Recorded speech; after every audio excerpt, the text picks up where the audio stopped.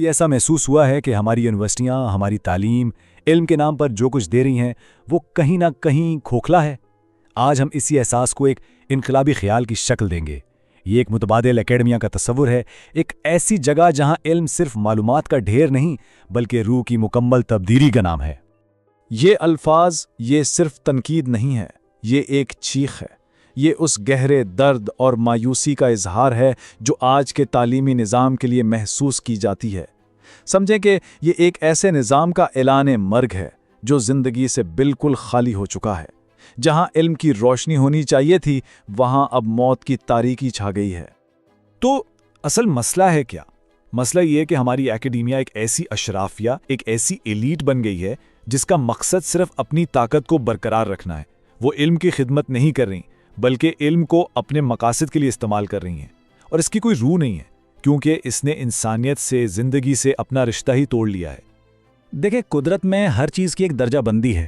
جنگل میں شیر بادشاہ ہوتا ہے، انسانی معاشروں میں بھی ہمیشہ کوئی نہ کوئی گروہ غالب رہا ہے۔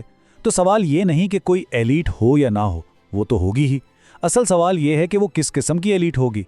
اکیڈمیا نے خود کو علم کی درجہ بندی میں سب سے اوپر بٹھا دیا ہے، لیکن کیا وہ واقعی اس مقام کے قابل ہے؟ اور یہاں ایک بہت ہی المناک تصویر سامنے آتی ہے۔ ایک ایسا ادارہ جو حقیقت سے اتنا دور ہے کہ بس خیالی باتوں میں ڈوبا ہوا ہے۔ یہ سوئی ڈھونڈنے کے لیے گھاس کے پہاڑ کھڑے کرتا ہے اور پھر بھول جاتا ہے کہ سوئی کیسی دکھتی تھی۔ یہ عام لوگوں کو احساس کمتری میں مبتلا کرتا ہے کہ وہ کچھ نہیں جانتے، اور خود اپنے ہی پیدا کیے ہوئے مسائل کے لیے ایسی مشکل زبان بناتا ہے جسے کوئی سمجھ ہی نہیں سکتا۔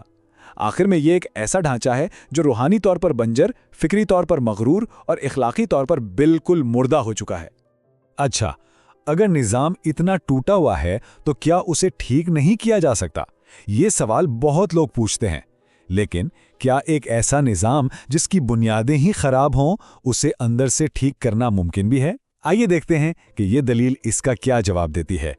اور جواب ہے ایک واضح اور صاف نہیں۔ کیوں؟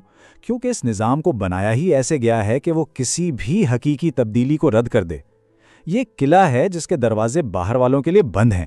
جو بھی اندر جانے کی کوشش کرتا ہے اسے یا تو نظام کا حصہ بننا پڑتا ہے یا پھر اسے فکری طور پر قتل یعنی کینسل کر دیا جاتا ہے۔ تو اب ہمارے سامنے دو راستے ہیں۔ ایک راستہ ہے کہ اسی ٹوٹے ہوئے پل کو ٹھیک کرنے کی کوشش کرتے رہیں، اور دوسرا ہے کہ ایک بالکل نیا مضبوط پل بنائیں۔ پہلا راستہ صرف وقت اور طاقت کا ضیاع ہے کیونکہ پل کی بنیادیں ہی کمزور ہیں۔ دوسرا راستہ شاید مشکل ہو، لیکن یہی ایک پائیدار اور حقیقی حل ہے۔ یہ آیت ان لوگوں کی بات کرتی ہے جو فساد پھیلاتے ہیں لیکن خود کو مصلح یعنی ریفارمر کہتے ہیں۔ اکیڈمیا کا بھی یہی حال ہے۔ وہ علم کے نام پر ایسے نظریات پھیلاتی ہیں جو معاشرے میں بگاڑ پیدا کرتے ہیں، لیکن جب ان سے سوال کیا جائے تو وہ کہتے ہیں کہ ہم تو صرف اصلاح کر رہے ہیں۔ تو پھر حل کیا ہے اگر موجودہ نظام کو ٹھیک نہیں کیا جا سکتا؟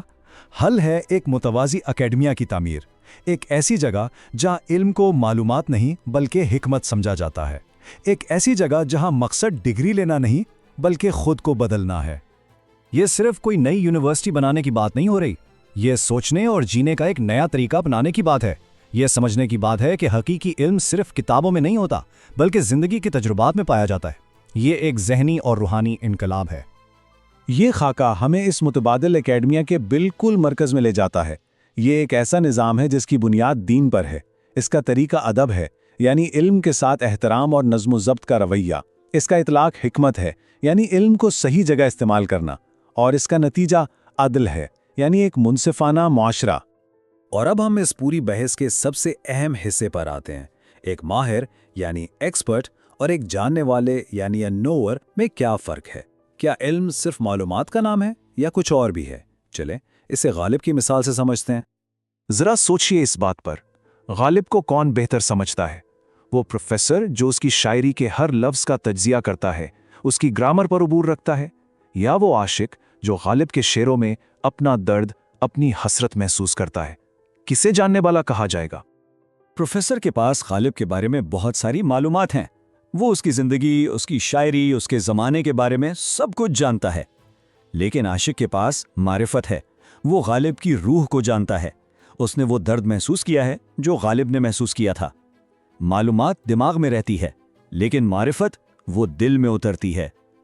اور یہی اصول محبت پر بھی لاگو ہوتا ہے کیا کوئی سائنسدان جو محبت کو صرف دماغ کے کیمیکلز آکسیٹوسن اور ڈوپامین کے طور پر دیکھتا ہے، وہ محبت کو رانجھے سے بہتر جان سکتا ہے جس نے اپنی محبوبہ کے لیے اپنی جان دے دی تھی؟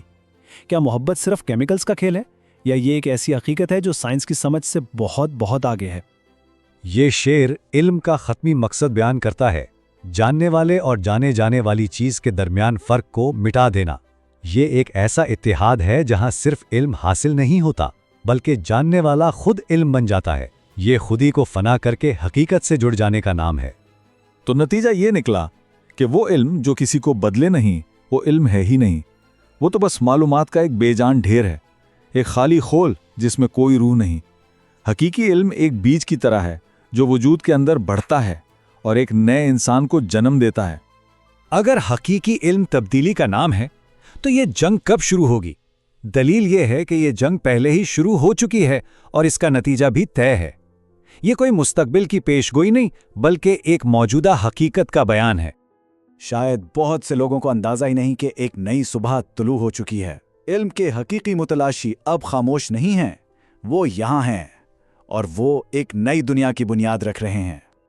جدید اکیڈمیا نے عام آدمی کو نظر انداز کر دیا، اس نے علم کو کچھ لوگوں کی جاگیر بنا دیا، لیکن اب ہم اسی عام آدمی کے پاس واپس جا رہے ہیں۔ ہم ان کے تجربات سے سیکھیں گے اور ان کے دلوں میں اپنا محل بنائیں گے۔ ہماری فتح بحثوں میں نہیں بلکہ لوگوں کی محبت میں ہے۔ اور جب ان کا سامنا اس حقیقت سے ہوگا تو وہ بحث نہیں کریں گے، وہ غصے میں چیخیں گے، وہ اپنی تخلیق کو آرٹ کا نام دیں گے، لیکن کیا وہ واقعی آرٹ ہے یا کچھ اور یہ ہے وہ استعارہ جو جدید اکیڈمیا کی پوری حقیقت کو ایک لفظ میں بیان کر دیتا ہے۔ ہاں، یہ بے باک ہے، لیکن کیا یہ سچ نہیں؟ کیا جدید اکیڈمیا کا زیادہ تر کام ایک بلند آواز، بدبودار اور بے معنی ہوا کے جھونکے جیسا نہیں؟ اس استعارے کو ذرا گہرائی سے سمجھیں۔ یہ بلند آواز ہے، بالکل ان تعلیمی بحثوں کی طرح جن کا کوئی نتیجہ نہیں نکلتا۔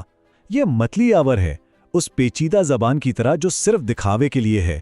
یہ بند کمروں میں ناقابل برداشت ہے، لیکن کھلی ہوا میں یعنی حقیقی دنیا میں یہ فوراً غائب ہو جاتا ہے، اور پیچھے کیا بچتا ہے؟